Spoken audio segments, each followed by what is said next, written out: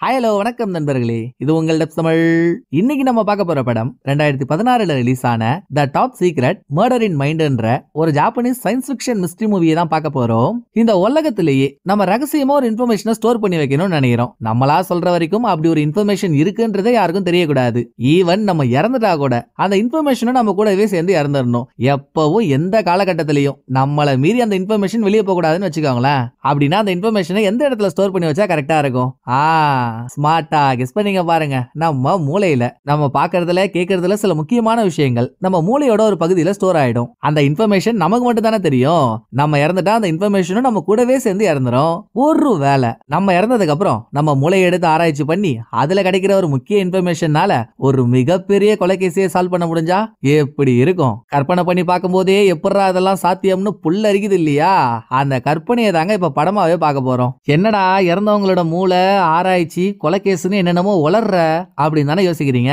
வாங்கல அந்த உளறல்ல ஒரு கிளறல போட்டு எந்த குழப்பமும் இல்லாம தெளிவா படத்தோட ஸ்டோரியை பார்த்துருவோம். படத்தை ஓபன் பண்ணா டைட்டில் கார்ட்லயே ஒரு டிஸ்க்ளைமரை போடுறாங்க. ஜப்பான்ல டிபார்ட்மெண்ட் 9ன்ற ஒரு புது செக்டரை அறிமுகப்படுத்திருக்காங்க. இவங்களோட வேலையே யாராவது கொலை பண்ணப்பட்டு இறந்துட்டாங்கன்னா அவங்களோட மூளையை ரிசர்ச் பண்ணி அதுல பதிவாகி இருக்க கடைசி ஞாபகங்களை வச்சு எப்படியும் கொலை பண்ணப்பட்டவங்க சாகறதுக்கு முன்னால கில்லரோட முஞ்ச பார்த்திருப்பாங்கல்ல. சோ இறந்தவங்களோட மெமரிஸை வச்சு அவங்கள கொலை பண்ண கில்லரை கண்டுபிடிக்கிறது தான் இவங்களோட வேலை. பட் இன்னும் இந்த டிபார்ட்மெண்ட் அபிஷியலா அனௌன்ஸ் பண்ணல. இப்பதான் ஃபார்ம் பண்ணிருக்காங்க. இவங்க ஏதாவது ஒரு மூலையை ரிசர்ச் பண்ணி அதுல இருக்க மெமரிஸை வச்சு இவங்களை கொலை பண்ணது அவங்க தான் ஆதாரத்தோட ப்ரூவ் பண்ணாதானே இவங்கள அபிஷியலா அனௌன்ஸ் பண்ண முடியும். அதனால டிபார்ட்மெண்ட் 9 அவங்கள ப்ரூவ் பண்ணிக்க போராடிட்டு இருக்காங்க. இத போட்டு காமிச்சதும் அடுத்த சீன்ல போஸ்ட்மார்ட்டம் பண்ண ஒரு பொண்ணோட டெட் பாடியை காட்ட பாடிக்கு பக்கத்திலேயே போலீஸ்ல புதுசா ஜாயின் பண்ண ஒரு ஆள் நின்னுட்டு இருக்காரு. நம்ம இவர் பேரை ஜூனியர்னு வச்சுப்போம். இந்த பொண்ணு இறந்து போய் 15ல இருந்து 16 மணி நேரம் ஆகுது. இவளை கொலை பண்ணது யாருன்னு தெரியல. அதோட இந்த பொண்ணை கற்பழிக்கல, பட் உடல் ரீதியா டார்ச்சர் பண்ணிருக்காங்க. அதை மீறி இந்த பொண்ணு எப்படி இறந்து போயிருக்கான்னா கழுத்துல டை கட்டுவாங்கல்ல, அந்த டைய வச்சு இந்த பொண்ணோட கழுத்தை இருக்குனதுனாலதான் அவ இறந்து போயிருக்கா. இத போஸ்ட்மார்ட்டம் பண்ண டாக்டர் ஜூனியர் கிட்ட சொல்லிட்டு இருக்கும் போதே இந்த கேஸை ஹேண்டில் பண்ணிட்டு இருக்க இன்ஸ்பெக்டர் இங்க வராரு. இவர் ஏற்கனவே இந்த கொலை கேஸ்ல இவன் தான் கொலைகாரன் அப்படின்னு ஒரு காலேஜ் ஸ்டூடெண்ட் அரெஸ்ட் பண்ணிட்டாரு. ஏன்னா இறந்து போன பொண்ணு கூட நேத்து இவனை பார்த்ததா சில சாட்சிகள் சொல்லிருக்காங்க. அதை வச்சு இவர் ஸ்டூடெண்ட் அரெஸ்ட் பண்ண. ஆனா ஜூனியருக்கு ஒரு விஷயம் கிளியரா புரியுது. எப்ப இந்த பொண்ணோட கழுத்துல டைய வச்சு இறுக்கி கொலை பண்ணிருக்காங்களோ அப்பவே கொலை பண்ணது ஸ்டூடெண்டா இருக்க வாய்ப்பு இல்ல, வேலைக்கு போற எவனோ ஒருத்தவன் தான் அந்த கொலையை பண்ணிருக்கான்ட்டு. இத ஜூனியர் இன்ஸ்பெக்டர் கிட்ட சொன்னாலும், டேய் குழந்தை, இப்பதானே வேலைக்கு சேர்ந்திருக்க நீ, அதுக்குள்ள எனக்கு அட்வைஸ் பண்ற அளவுக்கு வளர்ந்துட்டியா? எங்களுக்கு தெரியும் எது சரி எது தப்புன்னு. நீ வீட்டுல போய் பால் குடிப்போ அப்படின்னு அந்த ஆள் ஜூனியர் அசிங்கப்படுத்திட்டு அங்க இருந்து கிளம்ப.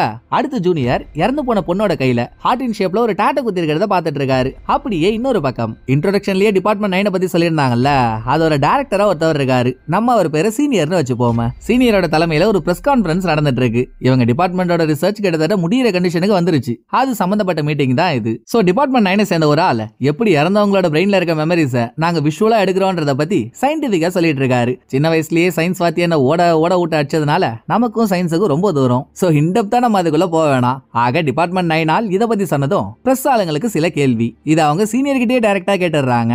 ஏன் சீனியர், நீங்க இந்த ரிசர்ச்சை 4 வருஷத்துக்கு முன்னாலே கம்ப்ளீட் பண்றேன்னு 28 கொலை பண்ணி டெத் பெனால்டி வாங்கின ஒரு சீரியல் கில்லரோட மூளைய ஆராய்ச்சி பண்ணீங்கல்ல, அந்த ஆராய்ச்சியில சீரியல் கில்லரோட ஞாபகங்களை விஷுவலா பார்த்தா உங்க ஏஜென்ட்ஸ்ல சில பேர் பைத்தியக்காரங்களா ஆயிட்டதாகவும் இன்னும் சில பேர் தற்கொலை பண்ணிக்கிட்டதாகவும் ரூமர்ஸ்லாம் வெளியே வந்துச்சு. அப்போ உங்க டிபார்ட்மெண்ட்ல இருக்க ஆளுங்களுக்கே சேஃப்டி இல்ல, அப்புறம் எப்படி மத்தவங்களுக்கு இந்த டிபார்ட்மெண்ட் யூஸ்ஃபுல்லா இருக்கும் அப்படின்னு நச்சுன்னு ஒருத்தர் ஒரு கேள்வியை கேட்டதும் அமைதியா எழுந்திருச்ச சீனியர், ஐயா வெயிட்லெஸ் வெங்காயம், எங்க ஆளுங்க தற்கொலை பண்ணிக்கிட்டாங்க இல்ல எங்க ஆளுங்க பைத்தியக்காரங்களா ஆயிட்டாங்கன்னு சொல்றீங்களே, அது சம்பந்தமா உங்கள்ட்ட எவிடன்ஸ் ஏதாவது இருக்கா? ஏன் நான் கூட தான் சீரியல் கில்லரோட மெமரிஸை விஷுவலா பார்த்தேன். நான் உங்க முன்னால குத்துக்கல்ல மாதிரி நின்னு பேசிட்டு இல்ல, சோ ரூமர்ஸ்க்கு பதில் சொல்ல வேண்டிய அவசியம் எனக்கு இல்ல அப்படின்னு சீனியர் இதோட மீட்டிங்க முடிச்சிடுறாரு. இதுக்கு அடுத்த சீன்ல டிபார்ட்மெண்ட் 9 சேர்ந்த ஏஜென்ட் சீனியர் கூப்பிட்டாருன்னு சொல்லி ஜூனியரை டிபார்ட்மெண்ட் 9 கூட்டிட்டு வர வந்த கையோட அவன் ஜூனியருக்கு கொலை சம்பந்தப்பட்ட ஒரு வீடியோவையும் போட்டு காட்டுறான். அதை பாக்குறப்பதான் ஜூனியருக்கு ஒரு பெரிய ட்விஸ்ட். வீடியோல யாரோ ஒருத்தவன் அவன் கழுத்துல கட்டியிருந்த டைய வச்சு ஒரு பொண்ணோட கழுத்தை இறுக்கி சாகடிக்கிறான். செத்த பொண்ணோட மூஞ்சி தெரியல. அந்த பொண்ணு கிளற பார்த்தா எப்படி இருக்கும்? அந்த ஆங்கிள் தான் வீடியோ இருக்கு. அப்படி கொலைகாரன் பொண்ணோட கழுத்தை நெரிச்சிட்டு இருக்கப்போ இந்த பொண்ணு அவனை தடுக்கிறதுக்காக இவ கை ரெண்டையும் கில்லரோட பேஸ் கிட்ட எடுத்துட்டு போறா. அப்ப இந்த பொண்ணோட கையில ஜூனியர் இறந்த ஒரு பொண்ணோட கையில ஹார்ட் இன் ஷேப்ல டாட்டோ குத்திருக்கிறத பார்த்தாருல்ல, அப்படி ஒரு டாட்டோ இருக்கு. சோ இப்ப ஜூனியர் பார்த்துட்டு இருக்க வீடியோ இறந்த அந்த பொண்ணோட பிரெயின்ல இருந்து எக்ஸ்ட்ராக்ட் பண்ண மெமரிஸோட விஷுவலை பார்த்த ஜூனியருக்கு புல்லரிக்க ஆரம்பிச்சிருது. அடேங்கப்பா, it's a medical miracle, impossible, extraordinary அப்படின்னு புகழ்ந்து தள்ளிட்டு இருக்க கேப்லயே சீனியர் இங்க வந்துடுறாரு. அடுத்து சீனியர் ஜூனியர் ரெண்டு பேருமா சேர்ந்து விஷுவலை பாக்குறப்போ அங்க சின்னதா ஒரு அடுத்த ட்விஸ்ட். அது வரைக்கும் விஷுவல்ல கொலை பண்ணிட்டு இருந்த கில்லரோட மூஞ்சி தெளிவா தான் தெரியுது. திடீர்னு என்னடான்னா கில்லரோட மூஞ்சி ஒரு டெவில் மாதிரி மாறுது. ஏன்னு மேட்டர் புரியுதா உங்களுக்கு? இப்ப இவங்க பாத்துட்டு இருக்க விஷுவல் இறந்து போன பொண்ணு அவளோட ஆங்கிள் எதை பார்த்தாலும் அவ என்ன பாக்குறாளோ அதுதானே அவளோட பிரெயின்ல ஸ்டோர் ஆகும். அந்த விஷுவல பாத்துட்டு இருக்காங்க. பொண்ணு சாகரப்போ அவளை சாகடிக்கிறவன் இந்த பொண்ணோட கண்ணுக்கு பேய் மாதிரி தெரிஞ்சிருக்கிறது சாதாரணமான விஷயம் தானே. சோ அவ கில்லரை பேயா இமேஜின் பண்ணது உட்பட எக்ஸாக்டா விஷுவல்ல தெரியுது. இதெல்லாம் சீனியர் எதுக்காக ஜூனியரை கூப்பிட்டு காட்டுறாருன்னா ஜூனியரையும் இவரோட டிபார்ட்மெண்ட்ல சேர்க்கறதுக்காகத்தான். ஜூனியர் அந்த டிபார்ட்மெண்ட்ல சேர்க்கறதுக்கு ரெண்டு காரணம் இருக்கு. ஒன்னு, ஜூனியர் காலேஜ் படிக்கும் போதே பிரெயின் சயின்ஸ், ஃபாரன்சிக், கிரைம்னு எல்லா ஸ்டடீஸ்லயும் பிரில்லியன்ட். ரெண்டாவது, சில பல வருஷத்துக்கு முன்னால ஜூனியரோட ஒட்டுமொத்த ஃபேமிலியையும் யாரோ ஒருத்தவங்க கொலை பண்ணிட்டாங்க. அதுல தப்பிச்சது ஜூனியரோட அப்பா மட்டும்தான். தப்பிச்சு எந்த புண்ணியமும் இல்ல. பாடி முழுக்க பேரலைஸ்ட் ஆகி அவர் படுத்த படுக்கையா இருக்காரு. மேபி நாளை பின்ன அந்த டிபார்ட்மெண்ட் அபிஷியல் ஆகிட்டா ஜூனியரால அவரோட ஃபேமிலியை கொலை பண்ண கொலைகாரனை கண்டுபிடிக்க முடியும்ல. அந்த காரணத்துக்காகவும் தான் சீனியர் ஜூனியரை சேர்க்கலாம்னு முடிவு எடுத்திருக்காரு. இதெல்லாம் சீனியர் சொல்ல சொல்ல ஜூனியருக்கு ஆர்வம் தாங்கல. எனக்கு ஓகேங்க, நம்ம அடுத்த ப்ராஜெக்ட் எப்ப ஆரம்பிக்க போறோம்னு மட்டும் சொல்லுங்க அப்படின்னு ஜூனியர் ஆர்வமா கேட்கவே, எல்லாம் ரெடிப்பா, இன்னும் 2-3 நாள்ல ஜெயில இருக்க ஒரு கில்லருக்கு டெத் பெனால்டி கொடுக்க போறாங்கல்ல, அவன் தான் நம்மளோட டெஸ்ட் சப்ஜெக்ட். 2 வருஷத்துக்கு முன்னால அந்த கில்லர் அவனோட சொந்த ஃபேமிலியவே கொலை பண்ணிருக்கான். அவனோட பொண்டாட்டி, அவன் மாமியாரு, அவன் 2 பொண்ணுங்க உட்பட. இதுல 3 பேரோட பாடி வீட்லயே கடிச்சிருச்சு. ஆனா பெரிய பொண்ணோட பாடி மட்டும் கிடைக்கல. எங்கடான அவன்கிட்ட கேக்குறப்போ கடல்ல தூக்கி போட்டதா அவன் சொன்னான். நம்ம ஆளுங்களும் ஒரு வாரம் கடலையே புரட்டி போட்டு தேடிட்டாங்க. ஆனா பாடி எங்கேயுமே கிடைக்கல. இப்ப அவனுக்கு டெத் பெனால்டி கொடுத்ததுக்கு அப்புறம் அவனை இங்க கூட்டிட்டு வந்து அவன் மூலையை ரிசர்ச் பண்ணி பார்த்தோன்னு வையன், உண்மையாவே என்ன நடந்துச்சு நமக்கு தெரிஞ்சிடும் அப்படின்னு சீனியர் சொல்றாரு. அடுத்த சீன்லயே ஜெயில இருக்க அந்த கில்லரை காட்டுறாங்க. ஆள் நல்லா கொலஸ்ட்ரால் வந்த கொசுவத்தி மாதிரி இருக்கான். இவனோட சொந்த ஃபேமிலியவே கொலை பண்ணா அப்படின்றத நம்மளால நம்பவே முடியல. எப்படியோ இவன் தான் கொலைகாரன் எவிடன்ஸோட ப்ரூவ் ஆனதுனால தானே இவனுக்கு டெத் பெனால்ட்டியே கொடுத்திருக்காங்க. தண்டனைக்கான காலம் வந்ததும் இவனை கூட்டிட்டு போயிட்டு டெத் பெனால்ட்டியை முடிக்க அடுத்து கில்லரோட பாடி டிபார்ட்மெண்ட் 9க்கு வந்து சேருது. நடக்க போற ரிசர்ச்சை தலைமை தாங்கி நடத்த போறது ஒரு லேடி டாக்டர். இவ வந்திருக்க கில்லரோட பாடியில அழகா மண்டவோட மட்டும் கட் பண்ணி மூளை தெரியற அளவுக்கு வெளியே எடுத்து அதுல நானோ மிஷின்ஸ்ன்ற ஒரு கெமிக்கலை இன்ஜெக்ட் பண்றதுனால தான் பிரெயினோட மெமரிஸை உங்களால விஷுவலா பார்க்க முடியும். சோ அதை இன்ஜெக்ட் பண்றதுக்கான ஒயரெல்லாம் செட் பண்ணிட்டு ஒயரோட இன்னொரு எண்ட ஜூனியரை ஒரு சேர்ல உட்கார வச்சு அவரோட தலையில செட் பண்றாங்க. கில்லரோட பிரெயின் மெமரி விஷுவல டிபார்ட்மெண்ட் ஆளுங்க பாக்குறதுக்கு ஜூனியர் ஒரு கருவி மாதிரி. இன்னும் தெளிவா சொல்லணும்னா நம்ம டிவிக்கு ரிமோட் யூஸ் பண்ணுவோம்ல, அந்த ரிமோட் தான் ஜூனியர். நடக்கிற ப்ராசஸ்ல கில்லரோட பிரெயின் மெமரிஸ் ஜூனியருக்கு விஷுவலா தெரியும். இவர் பாக்குற விஷுவல டிபார்ட்மெண்ட் ஆளுங்க மானிட்டர்ல பாப்பாங்க. எப்போ யாரோட மெமரிஸ பார்க்கணும்னாலும் அப்பலாம் ஜூனியர் மாதிரி ஒரு ஏஜென்ட் வேணும். இதுல ரொம்ப ரொம்ப முக்கியமான விஷயம், நம்ம ஏற்கனவே பார்த்த அந்த பொண்ணோட கொலைகேஸ் வீடியோல அந்த பொண்ணை கொலை பண்ண கொலைகாரன் சாகரப்ப அந்த பொண்ணுக்கு பேய் மாதிரி தெரிஞ்சான்ல, அதுவும் தானே விஷுவல்ல தெரிஞ்சுது. இதே மாதிரி தான் ஒவ்வொருத்தவங்களோட பிரெயின்லயும் அவங்க என்ன இமேஜின் பண்ணி வச்சிருக்காங்களோ அது விஷுவல பாக்குற ஏஜென்ட்டுக்கு தெரியும். அது வெறும் இமேஜினேஷன் மட்டும் தான். அதை புரிஞ்சிக்காம பாக்குறத பர்சனலா எடுத்துக்கிட்டு பயப்பட ஆரம்பிச்சிட்டாங்கன்னா விஷுவல பாக்குறவங்களுக்கே பெரிய பிரச்சனை ஆயிடும். இத சீனியர் தெளிவா சொன்னதோட ப்ராசஸ் ஆரம்பிக்குது. ஆல் செட் ஆனதும் கில்லரோட பிரெயின் மெமரி விஷுவல் அவன் ஜெயில இருந்த காலகட்டத்துல இருந்து கொஞ்சம் கொஞ்சமா ரிவர்ஸ்ல ஜூனியர் பார்த்துட்டு இருக்க ஒரு கட்டத்துல கொலை நடந்த நாளும் வருதுங்க. இப்ப இவங்க பார்க்க போற விஷுவல் தான் படத்தோட பட்டா ட்விஸ்ட். இது வரைக்கும் எல்லாரும் ஜெயில இருந்து டெத் பெனால்ட்டி கொடுக்கப்பட்டவன் தான் அவனோட ஃபேமிலியவே கொலை பண்ண கில்லர்னு நினைச்சிட்டு இருக்காங்க. ஆனா இந்த விஷுவல்லையோ கொலை நடந்ததுக்கு அப்புறம் தான் கில்லர் வீட்டுக்குள்ளேயே போயிருக்கான். இவன் வீட்டுக்குள்ள போகும்போதே ஒரு இடத்துல இவனோட பொண்டாட்டி, இன்னொரு இடத்துல இவனோட சின்ன பொண்ணு கிட்டத்தட்ட 10 தடவைக்கு மேல கத்தியால குத்தப்பட்டு இறந்து போய் கிடக்குறாங்க. இதை கடந்து கில்லர் அடுத்த ரூமுக்குள்ள போனா அந்த ரூம்ல கில்லரோட சொந்த பொண்ணான பெரிய பொண்ணு அவ பாட்டியவே படுக்க போட்டு கத்தியால பாட்டியோட பாடிய பஞ்சர் பண்ணிட்டு இருக்கா. அதே சமயம் கில்லர் ரூமுக்குள்ள போயிடுறானா, கில்லரை பார்த்த பெரிய பொண்ணு பொறுமையா எழுந்திருச்சு இவனுக்கு பக்கத்துல வந்து எந்த கத்தியால 3 பேரை குத்தி கொலை பண்ணாலும் அதை கில்லரோட கையிலேயே கொடுத்துட்டு அங்க இருந்து போயிருக்கான். சோ யாருக்கு டெத் பெனால்ட்டி கொடுத்தாங்களோ அவன் உண்மையான கில்லரே இல்ல, இவனோட பெரிய பொண்ணு தான் உண்மையான கில்லி. பொண்ணை காப்பாத்தணும்ன்றதுக்காக இந்த ஆளு பொய் சொல்லிட்டு இவ்வளவு நாள் ஜெயில இருந்திருக்கான். அப்படின்னா ஃபேமிலியை கொலை பண்ண பெரிய பொண்ணு இப்ப உயிரோட எங்க வேணும்னா இருக்கலாம். அவ உயிரோட இருக்க வரைக்கும் யாருக்கு எப்போ என்ன ஆகுனே தெரியாது. சோ அவளை பிடிக்கிறதுக்கு கில்லரோட பிரெயின்ல இருக்க மெமரிஸ விஷுவலா எடுத்தாங்க இல்லையா, அதையே எவிடன்ஸா வச்சு கோர்ட்ல கேஸ போட்டு மறுபடியும் இந்த கேஸ ரீஓபன் பண்ணணும். குற்றம் பண்ணிட்டு தப்பிச்சு சுத்திட்டு இருக்க பெரிய பொண்ணை பிடிக்கணும் அப்படின்னு டிபார்ட்மெண்ட் 9 தலைமையில இருந்து ஒரு கோரிக்கையை வச்சா, ஏண்டா நார்மல் நத்த ஓடுங்களா, இவ்வளவு நாள் என்ன கலையாடா புடிங்கிட்டு இருந்தீங்க, சம்பவம் நடந்து 2 வருஷம் ஆச்சு, இவன் தான் குற்றவாளின்னு முடிவு பண்ணி டெத் பெனால்ட்டி கொடுத்து அவனை கொலையும் பண்ணியாச்சு. இப்ப வந்து அவன் கொலைகாரம் இல்லைன்னு கேஸ ரீஓபன் பண்ணோன்னு வைங்களேன், நம்ம நாட்டோட சட்டத்தை பத்தியே எல்லாரும் கேள்வி கேட்க ஆரம்பிச்சிருவாங்க. இதெல்லாம் சரி வராது, இதை அப்படியே விட அடுத்த பழப்ப பாருங்க அப்படின்னு கேஸ ரீஓபன் பண்றதுக்கு கோர்ட்ல பெர்மிஷன் கொடுக்கல. இருந்தாலும் இவங்க விடலையே, இன்னும் டிபார்ட்மெண்ட் 9 அபிஷியலா அனௌன்ஸ் பண்ணலன்றதுக்காகத்தான் கேஸ ரீஓபன் பண்றதுக்கு இந்த டிபார்ட்மெண்ட்டுக்கு கோர்ட் பெர்மிஷன் கொடுக்கல. ஆனா 2 வருஷத்துக்கு முன்னால நடந்த கொலை கேஸ விசாரிச்சு பெரிய பொண்ணோட அப்பா தான் கில்லர்னு போலீஸ் டிபார்ட்மெண்ட் சொல்லிச்சுல்ல, அவங்களே திரும்ப இந்த கேஸ்ல ஏதாவது லீட கண்டுபிடிச்சு கேஸ ரீஓபன் பண்ணணும்னு கேட்டா பண்ணி தானே ஆகணும். சோ அதுக்கான வேலையை பாருங்க பாடுறான்னு சீனியர் ஜூனியர் கிட்ட சொன்னதும் ஆரம்பத்துல ஒரு இன்ஸ்பெக்டர் போடா குழந்தைன்னு ஜூனியரை வெறுப்பேத்தனால அவன் தான் 2 வருஷத்துக்கு முன்னால நடந்த இந்த கேஸை ஹேண்டில் பண்ணவன். சோ நேரா ஜூனியர் அவன் கிட்ட போறாரு. இவன் சரியான அல்பி போலங்க.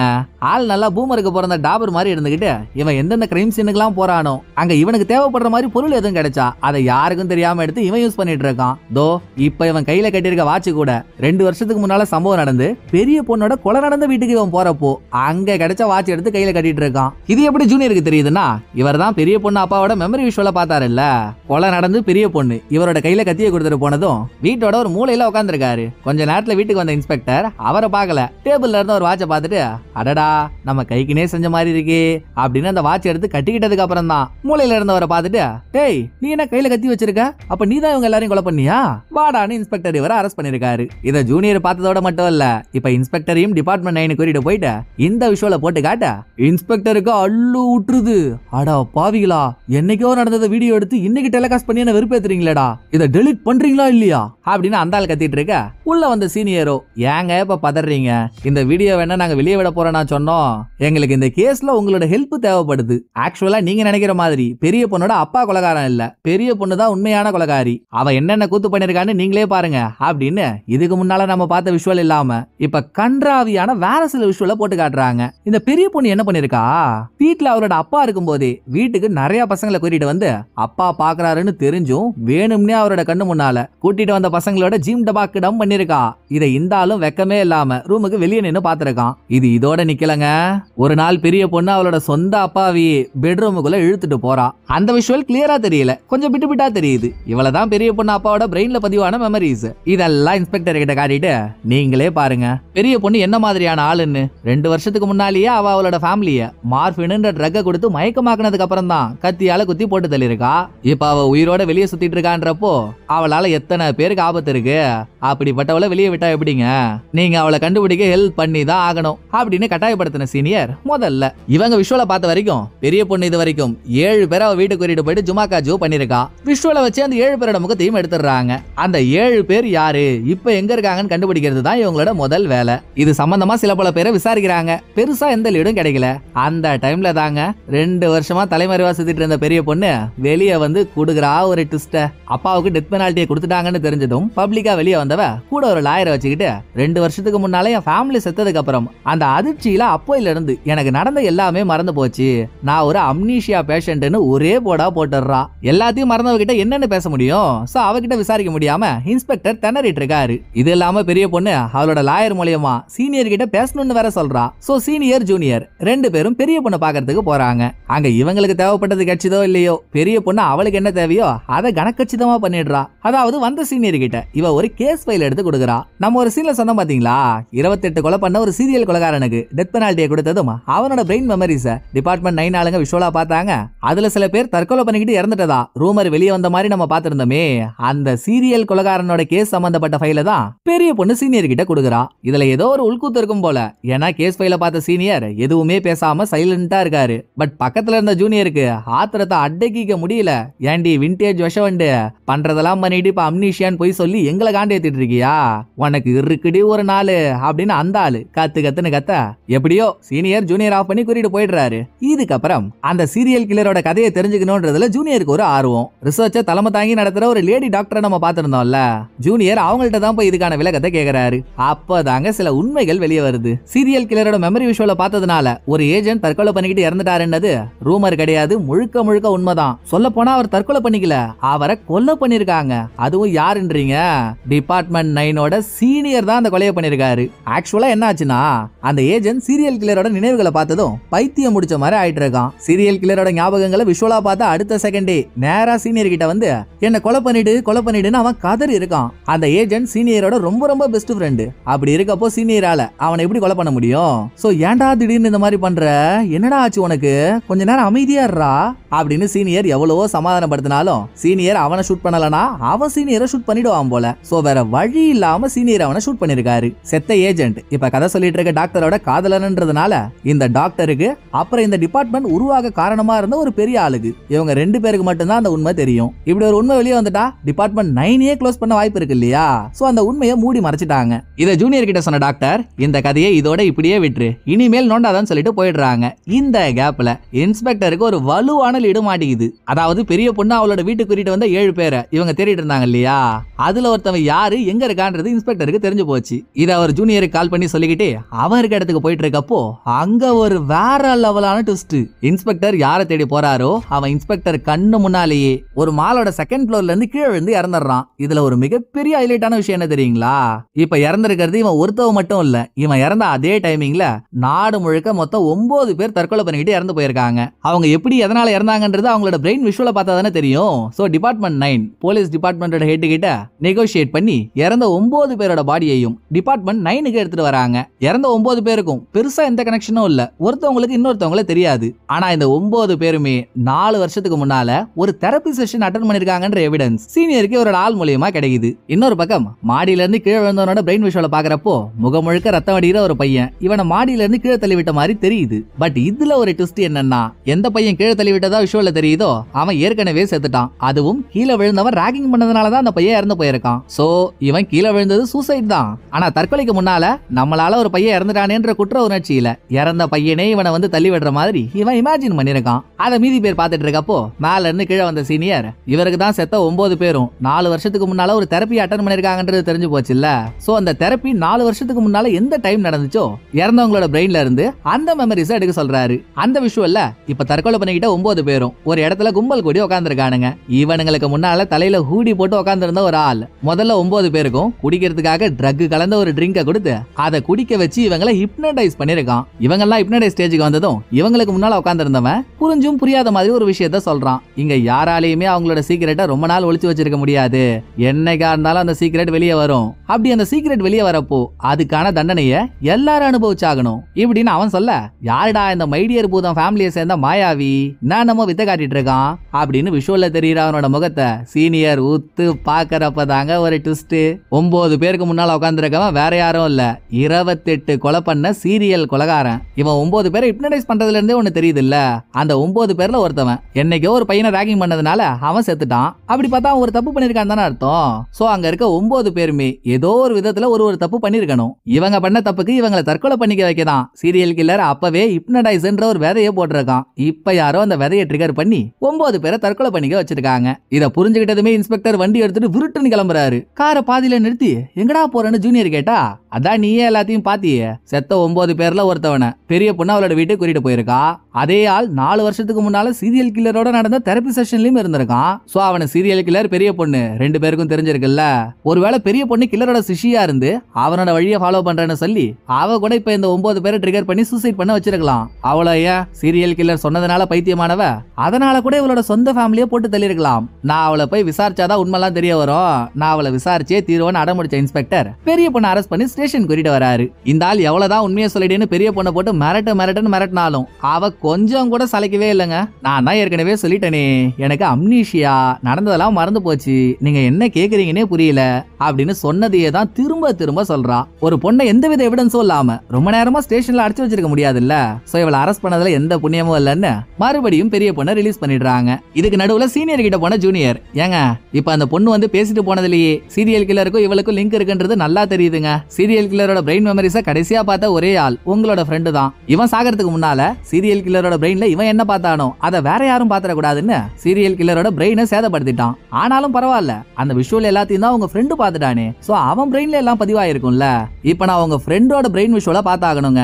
உங்களுக்கு ஏதோ ஒரு விஷயம் தெரியக்கூடாதுன்றதுக்காகத்தான் உங்க ஃப்ரெண்டு சீரியல் கில்லரோட பிரெயினை அழிச்சிருக்கான். அப்படிப்பட்ட விஷயம் என்னன்னு நான் பார்த்தே ஆகணுங்க, எனக்கு அதுக்கு பெர்மிஷன் கொடுங்கன்னு ஜூனியர் கேட்க, டேய் நீ வேற கொஞ்ச நேரம் சும்மா இருடா, ஏற்கனவே அது ஒன்ன பார்த்து ஒருத்தவன் செத்தது பார்த்தாதா, ரெண்டாவது நீயும் சாகணுமா, அதுக்கெல்லாம் நீ இன்னும் ரெடி ஆகல, திரும்ப திரும்ப இதையே கேட்காத, போய் தேவையில்லாத ஆணி ஏதாவது இருந்தா அதை புடுங்குற வேலையை பாரு அப்படின்னு சீனியர் ஜூனியரை பேசி அனுப்புனாலும் சீனியருக்குமே ஒரு ஆசை இருக்கு, நம்ம ஃப்ரெண்டு எதை மறைக்கிறதுக்காக அவனும் செத்து சீரியல் கில்லரோட பிரெயினையும் சேதப்படுத்தினா, அதை நான் தெரிஞ்சுக்கிட்டே ஆகணும்னு முடிவெடுத்தவரு லேடி டாக்டரை கூப்பிட்டு ஹெல்ப் கேட்கிறாரு. இந்த சீரியல் சீரியல் கில்லரோட கேஸ்ல எப்பயில இருந்தோ சீனியருக்கு ஒரு குற்ற உணர்ச்சி இருக்கு. ஒரு 4-5 வருஷம் இருக்கும். அதுக்கு முன்னாலதான் முதலா சீனியர் ஒரு சர்ச்சில் வச்சு சீரியல் கில்லரை பாத்துருக்காரு. அப்பெல்லாம் அவன் எந்த கொலையும் பண்ணல, அகதி மாதிரி சுத்திட்டு இருந்திருக்கான். சர்ச்சில் பிரேயர் முடிச்சுட்டு எல்லாரும் கிளம்புறப்போ யாரோ ஒருத்தவங்க அவங்களோட பர்ஸ தெரியாம அங்க வச்சுட்டு போயிட்டாங்க. அதே சர்ச்சில் இருந்த சீரியல் கில்லர் அந்த பர்ஸ அவனோட பாக்கெட்ல எடுத்து வச்சிருக்கான். அத சீனியர் பாத்துட்டாரு. ஆனாலும் பெருசா எதுவும் ரியாக்ட் பண்ணல. பொறுமையா சீரியல் கில்லருக்கு பக்கத்துல போய், ஏன்டா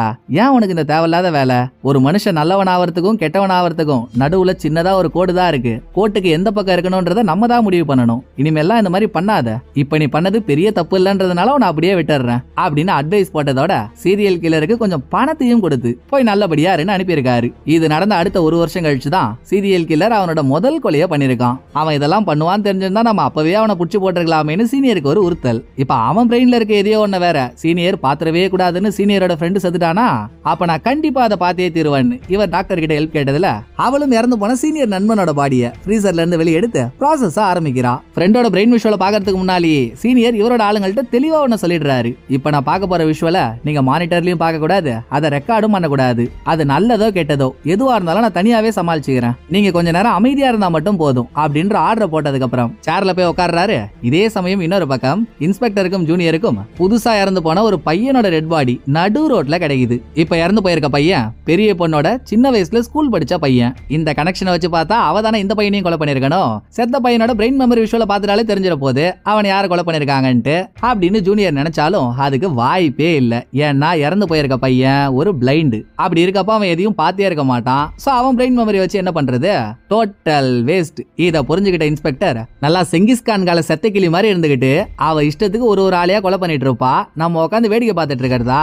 இன்னைக்கு 2ல 1 பார்க்காம விடுறதாவே இல்ல அப்படின்னு இன்ஸ்பெக்டர் பெரிய பொண்ணை தேடி போயிட்டு இருக்காரு. யோ யோ நில்லியா, நீ பாட்டுக்கு ஏதாவது பண்ற போறியா அப்படின்னு அவரோட வேகத்தை பார்த்து பயந்த ஜூனியரும் இன்ஸ்பெக்டருக்கு பின்னாலேயே ஃபாலோ பண்ணிட்டு போயிட்டு இருக்க. அப்படியே அந்த பக்கம் சீனியர் கிட்ட வந்தா. சீனியர் இவரோட ஃப்ரெண்டு மெமரியில பதிவாகி இருந்த சீரியல் கில்லரோட மெமரிஸ விஷுவலா பார்த்துட்டு இருக்காரு.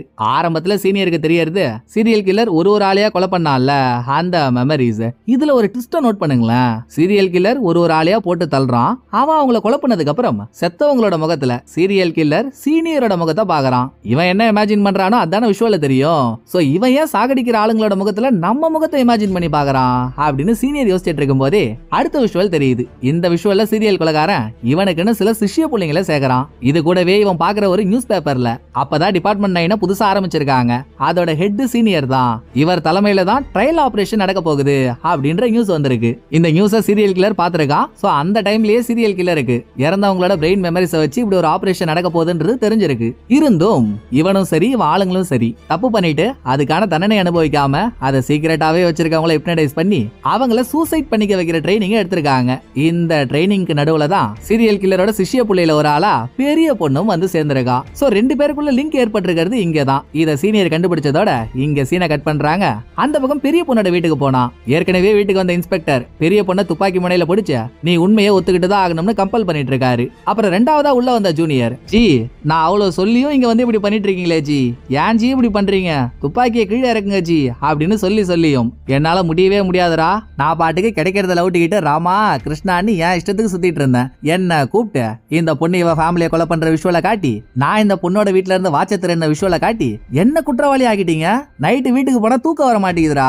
கொலை பண்ணது இவ, ஆனா நான் என்னமோ பெரிய தப்பு பண்ண மாதிரி எப்ப பார்த்தாலும் எனக்கு கில்ட்டி ஃபீலிங்காவே இருக்கு. சோ இந்த பொண்ணு இவ வாயாலேயே இவதான் இவளோட ஃபேமிலியை கொலை பண்ணான்னு ஒத்துக்கணும், இல்லனா நான் ஓயவே மாட்டேன்னு இன்ஸ்பெக்டர் அடம் பிடிக்கிறாரு. இன்ஸ்பெக்டர் அடக்கிறதுக்கு ஒரு ஆப்ஷனும் இல்ல. சோ அவர் ஆஃப் பண்றதுக்கு ஜூனியர் இன்ஸ்பெக்டரை நோக்கி துப்பாக்கியை காட்ட கருமா இந்த 2 பேரும் சேர்ந்து தப்பு பண்ண பெரிய பொண்ணு ஏதாவது பண்ணுவானுங்கன்னு பார்த்தா பரம்பரை பைத்தியங்க இதுங்களே மாறி மாறி ஒருத்தவனை இன்னொருத்தவன் ஷூட் பண்ணிக்குதுங்க. இதுல ஜூனியருக்கும் செம்மாடி இன்ஸ்பெக்டருக்கும் வலுவான ஷாட்.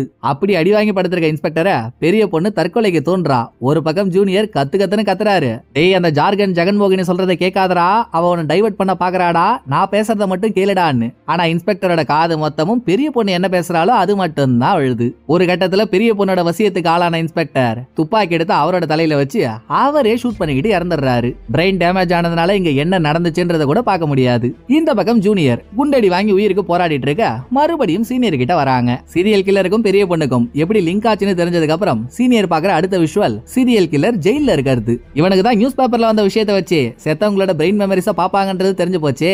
சோ எப்படியும் நம்ம செத்ததுக்கு அப்புறம் நம்மளோட பிரெயின் மெமரிஸையும் பாப்பாங்கன்றத தெரிஞ்சுக்கிட்டவன் எடுத்தவன் விஷுவல பார்க்க போற சீனியர் கிட்ட பேசுற மாதிரி ஜெயில இருக்க கண்ணாடியை பார்த்து பேசுறான். ஹலோ சீனியர், எப்படியோ நான் பேசுறத நீங்க பாப்பீங்கன்னு நான் நம்புறேன். நீங்க எவ்வளவு நல்ல மனுஷன் தெரியுமா? சர்ச்சில் நான் திருடுறேன்னு தெரிஞ்சும் என்ன எதுவும் பண்ணாம என் செலவுக்கு பணம்லாம் கொடுத்து அனுப்பிச்சீங்களே, அப்பையில இருந்து நான் உங்களை இன்ஸ்பிரேஷனா எடுத்துக்கிட்டேன் சீனியர். தப்ப தடுக்க தானே நீங்க முயற்சி பண்றீங்க. சோ உங்களுக்கு ஹெல்ப் பண்ணணும்னு எனக்கு ஒரு ஆசை. ஆனா எனக்கு இந்த சட்டம் திட்டம் அரெஸ்ட் பண்றது தண்டனை கொடுக்கறது இதுலலாம் நம்பிக்கை இல்ல. ஒருத்தவன் தப்பு பண்ணிட்டு அதை மறைக்க நினைக்கிறானா அவனே அவனை சாகடிச்சுக்கிற மாதிரி பண்றதுதான் என்னோட டெக்னிக். ஆக என்னால முடிஞ்ச அளவுக்கு எத்தனை பேரை கொலை பண்ண முடியுமோ தப்பு பண்ண அத்தனை பேரை நான் கொலை பண்ணேன். நான் இந்த கொலையை பண்றதுக்கு எனக்கு இன்ஸ்பிரேஷனா இருந்ததே நீங்க தான். சோ நான் ஒரு ஆளை கொலை பண்றப்பவும் அவங்களோட முகத்துல உங்க முகத்தை பார்த்து சந்தோஷப்பட்டேன். போதும், என்னால எவ்வளவு முடியுமோ நான் அவ்வளவு பண்ணிட்டேன். இதுக்கு மேல மீதி வேலையை என்னோட சிஷ்யங்க பாத்துப்பாங்க. இப்ப நான் போக வேண்டிய நேரம் வந்துருச்சுன்னு இவன் ஜெயிலுக்குள்ள வரும்போதே கத்தியில சின்னதா ஒரு நூலை கட்டி கத்தியை முழுங்கிட்டு அந்த நூலை பல்லுல கட்டிட்டு வந்திருக்கான். இப்ப பல்லுல இருந்த நூலை அவுத்து வயிற்றுல இருந்த கத்தியை வெளியே எடுத்தவன் கத்தியால கழுத்தை கரகரன்னு அறுத்து செத்து போயிட்டான். இப்ப சீனியர் பாக்குற இதே விஷுவல தான் இதுக்கு முன்னால சீனியரோட ஃப்ரெண்டு பார்த்தாரு. அவன் 28 கொலை பண்றதுக்கு அச்சாணி போட்டிருக்கிறதே சீனியர் தான். எங்க இது சீனியருக்கு தெரிஞ்சுட்டா சீனியருக்கு ஏற்கனவே ஒரு வியாதி இருக்கு. ஷாக் ஆயிட்டாருன்னா திடீர்னு அவருக்கு அட்டாக் வந்துடும். எங்க இது தெரிஞ்சா அவருக்கு ஏதோ ஒன்று ஆயிட போகுதுன்ற பயத்துல தான் விஷுவல பார்த்த சீனியரோட ஃப்ரெண்ட் இனிமேல் இதை வேற யாரும் பார்க்க கூடாதுன்னு உடனுக்குடன் ரிசர்ச்சுக்காக வச்சிருந்த சீரியல் கில்லரோட தலையிலே ஷூட் பண்ணிருக்கான். பிரெயின் டேமேஜ் ஆகிற மாதிரி. ரெண்டாவது நம்ம மூலியமாகவும் இது வெளியே போயிடக்கூடாதுன்னு அவனே ஷூட் பண்ண முயற்சியும் பண்ணிருக்கான். ஆனா அவனால முடியல. அந்த டைம் பார்த்து தான் சீனியர் குடுகுடன் ஓடி வந்து என்னடா நண்பாச்சு, ஏன்டா இப்பெல்லாம் பண்ணிட்டு இருக்க, கொஞ்சம் அமைதியா இருடான்னு சொல்லிருக்காரு. தயவு செஞ்சு என்ன எதுவும் கேட்காத, இப்ப நான் சாகணும், என்னால என்ன ஷூட் பண்ணிக்க முடியல, நீ தான் என்ன ஷூட் பண்ற, அப்படி இல்ல நான் உன்னை ஷூட் பண்ணிடுவேன்னு அவன் மிரட்டி இருக்கான். கொஞ்ச நேரம் வேணான்னு சொன்ன சீனியரோ ஒரு கட்டத்துல பயந்து போய் தெரியாம ட்ரிகர் அழுத்திருக்காரு. அப்படிதான் சீனியரோட ஃப்ரெண்ட் இறந்திருக்கான். இந்த ஷாக்கான சம்பவங்கள்லாம் பார்த்துட்டு சீனியர் வெளியே வந்ததும் அந்த பக்கம் ஜூனியரோட செல்லுல இருந்து சீனியரோட மொபைலுக்கு கால் பண்ண பெரிய பொண்ணு, யோ என்னயா பண்ணிட்டு இருக்கீங்க அங்க, இங்க உங்க ஆள் ஒருத்தவங்க உயிருக்கு போராடிட்டு இருக்கான், சீக்கிரமா வந்தீங்கன்னா காப்பாத்தலாம், இல்லனா வரும்போதே அரிசி வாங்கிட்டு வந்துருங்க இவன் வாயில போடுறதுக்கு அப்படின்னு அவ சொல்ல சீனியர் விருட்டுன்னு காரை எடுத்துக்கிட்டு பெரிய பொண்ணோட வீட்டுக்கு போனான். ஜூனியர் இன்னும் சாகல, புத்துயிரும் கொலை உயிருமா கிடக்குறாரு. அதோட இங்க என்ன ஆச்சுன்றதையும் கண்டுபிடிக்க முடியல. இன்ஸ்பெக்டரோட பிரெயினும் டேமேஜ். பெரிய பொண்ணு ஒண்ணுமே தெரியாத மாதிரி நல்லவ கணக்கா வந்த போலீஸ்ட நடிக்க இப்போதைக்கு அவளை எதுவுமே பண்ண முடியல. அவ போலீஸோட சேர்ந்து போயிடுறா. அடுத்து உயிருக்கு போராடிட்டு இருந்த ஜூனியரை ஹாஸ்பிட்டல்ல அட்மிட் பண்றாங்க. இவருக்கு ட்ரீட்மெண்ட் கொடுத்து மறுபடியும் சுயநினைவுக்கு வரதுக்குள்ள ஜூனியருக்கு ஏகப்பட்ட ஹாலுசினேஷன். அதெல்லாம் கடந்து ஒரு வழியா ஆளு கண்ண முழிச்சதும் எவ்வளவு வாழ்க்கை முழுக்க பார்க்கவே கூடாதுன்னு ஜூனியர் நினைச்சாரோ அவ ஜூனியரோட கண்ணு முன்னால நிக்கிறா. ஐயோ இவ பயங்கர டேஞ்சரான ஆளாச்சே, இவ என்னடா பண்றாங்கன்னு ஜூனியருக்கு மேல் மூச்சும் கீழ் மூச்சும் வாங்க ஆரம்பிச்சிருது. ஆனா இவர் பயந்த மாதிரி பெரிய பொண்ணு எதுவும் பண்ணல. பொறுமையா ஜூனியருக்கு பக்கத்துல வந்தவ, இப்போ இல்ல இன்னும் எத்தனை தடவை முயற்சி பண்ணாலும் உங்களால என்ன பிடிக்கவே முடியாது, சோ அனாவசியமா எதுவும் ட்ரை பண்ணிட்டு இருக்காம உசுர காப்பாத்திக்கிற வழியை பாருங்க, வாய்ப்பு இருந்தா மீண்டும் சந்திப்போம்னு சொல்லிட்டு அவ கூலா போயிடுறா. அப்போதாங்க ஜூனியருக்கு ஒரு யோசனை. இப்போ சில பல சீனுக்கு முன்னால கண்ணு தெரியாத ஒரு பையன் ரோட்ல இறந்து போய் கிடந்ததை இன்ஸ்பெக்டரும் ஜூனியரும் பார்த்தாங்கல்ல. அந்த பையனுக்கு பக்கத்திலேயே அவன் வளர்க்கிற நாயும் இறந்து போயிருக்கும். பையனால பார்க்க முடியலன்னா என்ன, நாய்க்கு நல்லா கண்ணு தெரியும்ல. சோ நாயோட பிரெயின் மெமரி விஷுவல் எடுத்தா மேபி பெரிய பொண்ண பிடிக்கலாம் இல்லையா. ஜூனியர் இந்த ஐடியாவை சீனியர் கிட்ட சொன்னதும் இறந்து போன நாயோட பிரெயின் மெமரியை வச்சு அதோட விஷுவல பாக்குறாங்க. அதுல தெல்ல தெளிவா தெரியுது கண்ணு தெரியாத பையன் அவன் நாயோட வாக்கிங் வந்துட்டு இருக்கப்போ அவனை ரோட்டு கூட்டிட்டு வந்து ஆக்சிடென்ட் ஆக வைக்கணும்ன்றதுக்காக பெரிய பொண்ணு அவன் வளர்க்குற நாயை எழுத்துக்கிட்டு ரோட்டுக்கு வந்திருக்கான். நாய் குலைக்கிற சவுண்ட் கேட்டதும் அவனும் திடுன்னு ரோட்டுக்கு ஓடி வர அப்ப அங்க வந்த ஒரு ட்ரக் மோதி தான் அந்த பையன் நாய் ரெண்டு பேருமே இறந்து போயிருக்காங்க. மேபி இந்த பையன் ஏதாவது தப்பு பண்ணிருக்கலாம். அது பெரிய பொண்ணுக்கு தெரிய வந்ததும் நானும் சீரியல் கில்லரோட வழியை ஃபாலோ பண்றேன்னு சொல்லி இவனை ஆக்சிடென்ட் பண்ற மாதிரி கொலை பண்ண வச்சிருக்கலாம். எது எப்படியோ இவ ஒரு கொலை பண்ணிட்டான்றதுக்கான ஆதாரம் கட்சிச்சு இல்ல. இந்த ஒரு சம்பவம் மட்டும் இல்ல, இதுக்கு முன்னாலேயே பெரிய பொண்ணு கண்ணு தெரியாத பையனை கூப்பிட்டுக்கிட்டு வேற ஒரு இடத்துக்கு போயிருக்கா. அப்பவும் இவங்க கூட அந்த பையன் வளர்க்குற நாயும் போயிருக்கு. அங்க இவங்க பாக்குற ஒரு விஷயம் தாங்க இவங்களோட ஈர கொலையவே நடுங்க வச்சிருது. ஏன்னா இவங்க போன அந்த இடத்துல எக்கச்சக்கமான மனுஷ எலும்புக்கூடுகள் இருக்கு. சோ ஒய்டி 2 வருஷமா எங்க போனா என்ன ஆனான்னு ஆள் அட்ரஸே தெரியாம இருந்துச்சு. அந்த ஹோல் டைம் அவ பாத்துட்டு இருந்த வேலை கொலை பண்றது மட்டும் தான். சோ விஷுவல்ல மனுஷ எலும்புக்கூடுகள் எந்த இடத்துல இருக்கிறத பார்த்தாங்களோ அந்த இடத்துக்கு சீனியர் அவர் படையோட போக அதே இடத்துல தான் இப்பவும் பெரிய பொண்ணு இருக்கா. பட் இவங்க அவளை பிடிக்க போறதுக்கு முன்னாலேயே அவ ஏற்கனவே அங்க பெட்ரோலை ஊத்தி வச்சுட்டா. சோ நெருப்பை கொளுத்தி விட்டுட்டு அதுக்கு நடுவுல அவ நின்னுட்டு இருக்க. அப்பதான் பெரிய பொண்ணை பத்தின ஒரு சின்ன பிளாஷ்பேக். பெரிய பொண்ணு அப்பாவோட பிரெயின் மெமரி விஷுவல பாக்குறப்போ அப்பா கண்ணு முன்னாலேயே பெரிய பொண்ணு ஏகப்பட்ட பேரை வீட்டுக்கு கூட்டிட்டு வந்து அவங்க கூட கிங்கினி மிங்கினி பண்ணாலே ஒரு கட்டத்துல அப்பாவை கூட பெட்ரூமுக்குள்ள இழுத்த மாதிரி நம்ம காட்டினாங்க பாருங்க. அப்பா கண்ணு முன்னால மத்தவங்க கூட அவ ஒண்ணு மண்ணுமா இருந்ததெல்லாம் உண்மைதான். இதை இவ பண்ணதுக்கு காரணம் அந்த சீரியல் கில்லர். அவன் தான் பைத்தியக்காரத்தனமா எதையோ ஒண்ணு சொல்லி கொடுத்து உங்க அப்பா கண்ணு முன்னால நீ இந்த மாதிரி பண்ணு, அவர் மனசு மாதிரி அவரும் உங்ககிட்ட தப்பா நடந்துகிட்டாருன்னா அவரை கொலை பண்ணிடுன்ற மாதிரி அவன் சொல்லியிருக்கான். இதை கேட்டுதான் இந்த பொண்ணு இப்படி பண்ணிருக்கா. ஆனா அவர் ஒரு அப்பா அப்பா ஸ்தானத்துல இருக்கவரால எப்படி அந்த ஸ்தானத்தை விட்டு வெளியே வர முடியும்? சோ பெரிய பொண்ணு அவர் ரூமுக்குள்ள கூட்டிட்டு போயிருந்தாலும் எந்தவித தப்பான நோக்கமும் இல்லாம பாசத்தோட பொண்ணை கட்டி பிடிச்சு அழுது இருக்காரு. இந்த பொண்ணு எக்ஸ்பெரிமெண்ட் பண்ணதுலயே தப்பிச்ச ஒரு ஆள்னா அது இவராதான் இருப்பாரு போலங்க. மீதி எல்லாரும் அவுட். அப்படிப்பட்ட அப்பா நம்ம பண்ண தப்புனால செத்துட்டாரே, அதை நினைச்சு பிரசன்ட்ல அழுதவ இவளை சுத்தி நெருப்பு கொளுத்தி விட்டா இல்லையா, நெருப்போட நெருப்பா எரிஞ்சு பஸ்பம் ஆயிடுறா. அடுத்த கொஞ்ச நாள் ஹாஸ்பிட்டல்ல அட்மிட் ஆயிருந்தார் இல்லையா ஜூனியர், இவர் கொஞ்சம் கொஞ்சமா உடம்பு தெரிய வந்துட்டு இருக்காரு. இதுக்கு நடுவுல ஏகப்பட்ட கிரைம்ஸ், எக்கச்சக்க குற்றவாளிகள் அப்படின்னு டிபார்ட்மெண்ட் நிறைய கேஸ ஹேண்டில் பண்ணிட்டு இருக்கு. இதெல்லாம் நியூஸ்ல ஓடுற மாதிரி போட்டு காட்ட கடைசியா சீனியர் கிட்ட வந்த ஜூனியர், போதுங்க இனிமேல இந்த வேலையில இருக்கிறதுக்கு என் உடம்பு மனசு ரெண்டுமே ஒத்துழைக்காது, சோ நான் வேலையை ரிசைன் பண்ணிக்கிறேன் அப்படின்னு ரிசிக்னேஷன் லெட்டரை கொடுத்துட்டு அடுத்த படிக்கையா இருக்க இவரோட அப்பாவை பாக்கிறதுக்கு ஜூனியர் போயிடுறாரு. எவன் எப்படி வேணா போங்கடா, ஆனா என் உடம்புல உயிர் இருக்க வரைக்கும் நான் இந்த ரிசர்ச்சை கண்டினியூ பண்ணி தப்பு நடக்கிறத தடுக்காம விடவே மாட்டேன் அப்படின்ற கெத்தான தோரணையோட சீனியர் ஒரு வாக்கிங்க போட்டுட்டு இருக்கும் போதே படத்தோட கதை முடியுது. இந்த படம் உங்களுக்கு பிடிச்சிருக்குன்னு நம்புறேன். அடுத்த ஒரு நல்ல படத்துல வந்து நான் உங்களை மீட் பண்றேன். இந்த வீடியோ உங்களுக்கு பிடிச்சிருந்தா லைக் பண்ணிடுங்க. எப்படி பண்ணிருக்கேன்றத மறக்காம கமெண்ட்ல சொல்லிடுங்க. தேங்க்யூ. டடா பாய்.